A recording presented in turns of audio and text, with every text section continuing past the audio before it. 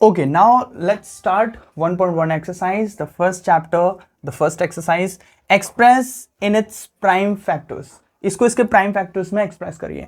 ध्यान रखिएगा, उसने बोला है प्राइम फैक्टर्स में, सो सिर्फ प्राइम नंबर्स ही आने चाहिए.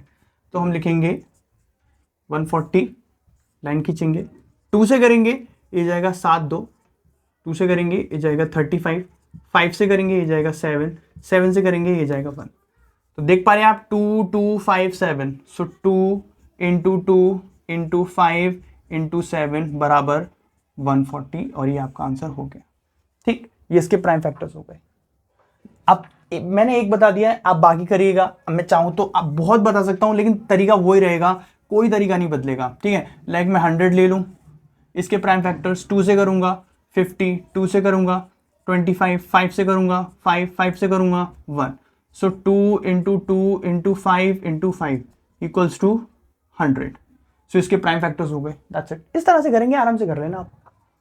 Find the LCM and HCF and verify. अब वेरीफाई उसने मतलब क्या बोला है, उसने वेरीफाई से यहाँ मतलब बोला है कि एलसीएम इंटू एचसीएफ बराबर है product of its given numbers. ठीक है, तो एलसीएम और एचसीएफ, चलो कोई भी दो नंबर हम ले लेते हैं. लेट्स सपोज मैं यहां पर नंबर ले लेता हूं 8 और 10.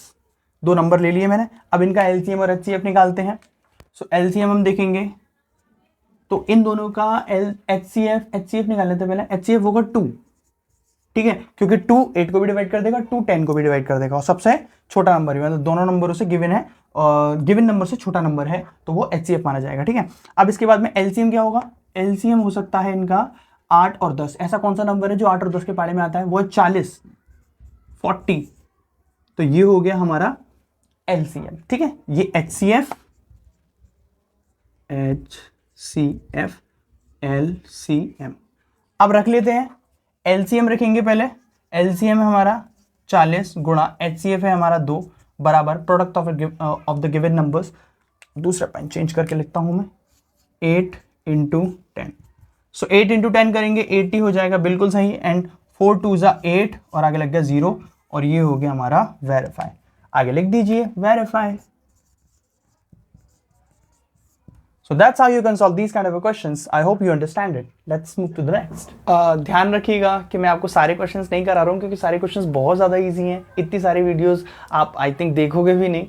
तो जो मेन है मैं आपको वो बता रहा हूँ. आप प्रैक्टिस करिएगा प्लीज़. आप सारे क्वेश्चंस परफॉर्म करिएगा, तो आपके जो परफेक्शन होगी वो बहुत सही आएगी. मतलब आप एकदम परफेक्ट हाथ बनेगा बिल्कुल आपका मैथ्स के ऊपर.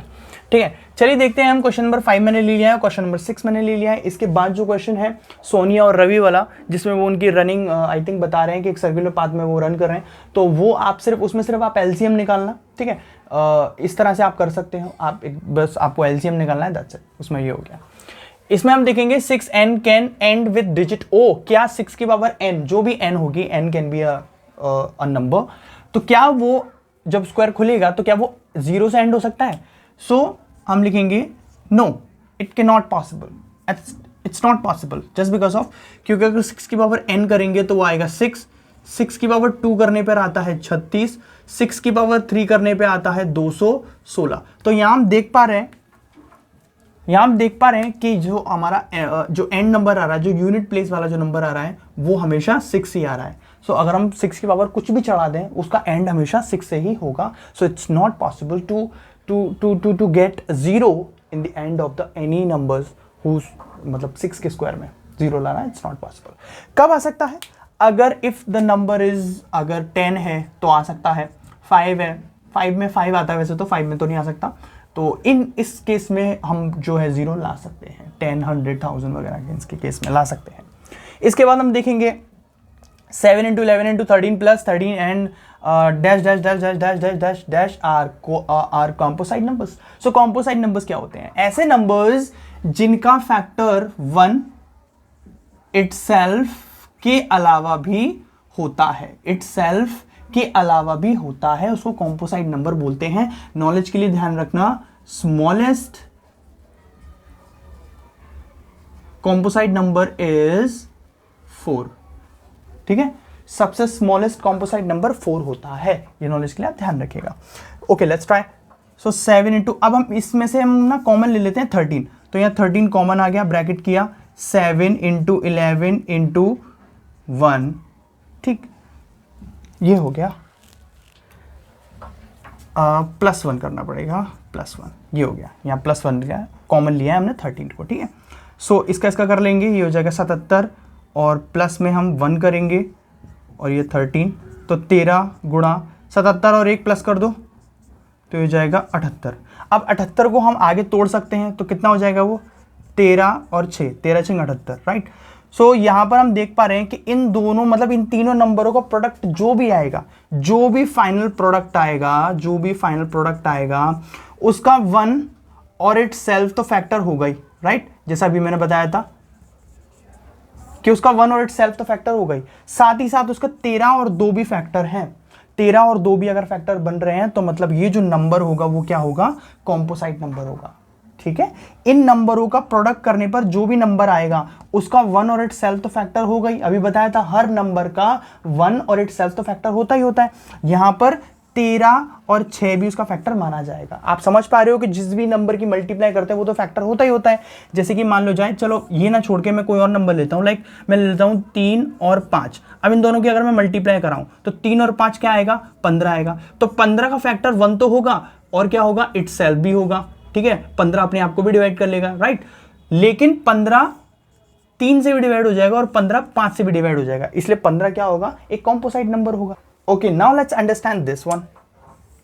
तो इसमें हम 5 कॉमन ले सकते हैं, तो ये ले लिया 5, ये हो गया 7 into 6 into 5 into 4 into 3 into 2 और इंटू 1 और प्लस में 1। सबकी मल्टीप्लाई कर लेते हैं। 7 6 42 मल्टीप्लाई 5 चौक 20 मल्टीप्लाई 3 दूनी 6 मल्टीप्लाई और 1 से मल्टीप्लाई हो तो कोई वही नहीं हुआ, ये 1 हो गया, ठीक है। और ये बाहर आ गया 5। अब 42 दूनी 2 दूनी 4 2 चौक 8 84 840 गुणा 6 प्लस 1। अब इसकी मल्टीप्लाई कर लेते हैं। सो इन सब की मल्टीप्लाई करने पर और प्लस माइनस करने पर ये कुछ आएगा 108 प्लस में 1 और ये आ जाएगा 5। अब इन दोनों को हम ऐड ऑन कर लेते हैं, हो जाएगा 105 मल्टीप्लाई 109। अब इसको मल्टीप्लाई करके जो भी फैक्टर, अब देखो ये तो प्राइम हो गया, इसको तो हम आगे तोड़ नहीं सकते, ठीक है। तो इसको मल्टीप्लाई करके जो भी नंबर आएगा, फिर से मैं वही कहूंगा, उसका 1 और इट सेल्फ तो फैक्टर होगा ही, उसका 5 और 1009 भी उसका फैक्टर होगा, 1009 भी उसका फैक्टर होगा। सो मतलब फिर से ये नंबर भी, जो भी ये नंबर होगा वो भी एक कॉम्पोसाइट नंबर माना जाएगा।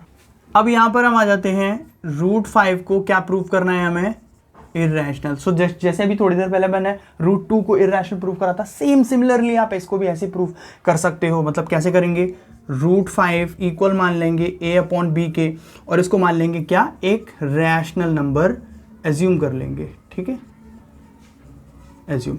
अब एक रैशनल नंबर है तो मतलब ये हमारे क्या हो गए, कोप्राइम हो गए। कोप्राइम के फैक्टर 1 होता है। अब दोनों साइड में हम स्क्वायर करेंगे, स्क्वायरिंग तो बोथ साइड, दोनों साइड में स्क्वायर करने पर ये हो जाएगा 5 और ये हो जाएगा a² में b², ठीक। अब इसको हम यहाँ ले लेंगे, ये हो जाएगा 5b² इक्वल्स टू a²। तो यहाँ हम कह सकते हैं कि a² इज डिविजिबल बाय 5, तो हम कहेंगे a is also divisible by 5, ठीक। अब हम क्या लेंगे, हम लेंगे a इक्वल्स टू 5c, ठीक है। 5 तो a से डिवाइड हो ही रहा है। अब हम करेंगे स्क्वायर ऑन बोथ साइड, दोनों तरफ स्क्वायर कर दीजिए, ये हो जाए। अब a² की वैल्यू क्या है, 5b², ठीक। और ये हो जाएगा हमारा 25 का c²। अब 5 को यहाँ लेंगे, b² इक्वल्स टू 25 में 5 c², 5 से 1 कटा, अच्छा बन गया 5 का c²। अब 5 यहाँ पर आ सकता है और डिवाइड हो सकता है, तो फिर से हम लिखेंगे कि b² is divisible by 5, so b is also divisible by 5। तो यहाँ हम देख पा रहे हैं कि जो a और b है वो 5 से डिवाइड हो रहा है, और यहाँ पर अभी हमने a और b को को प्राइम माना था, तो अगेन हमारा अजम्पशन गलत था, our assumption was wrong. So it can not be possible कि वो एक को प्राइम नंबर हो सके। सो दीज ये एक को प्राइम नंबर नहीं है। तो यहां पर हमने देखा कि ए और बी के जो फैक्टर्स हैं वो 5 भी आ रहे हैं, मतलब 5 भी ए और बी को डिवाइड कर सकता है। सो वो एक को प्राइम नहीं है। Our assumption was wrong. So √5 is a irrational number. So that's how you can solve these kind of questions. आगने वाले क्वेश्चंस आप खुद करिएगा और मुझे कमेंट सेक्शन में जरूर बताइएगा। मिलते हैं नेक्स्ट चैप्टर में। सी यू देन।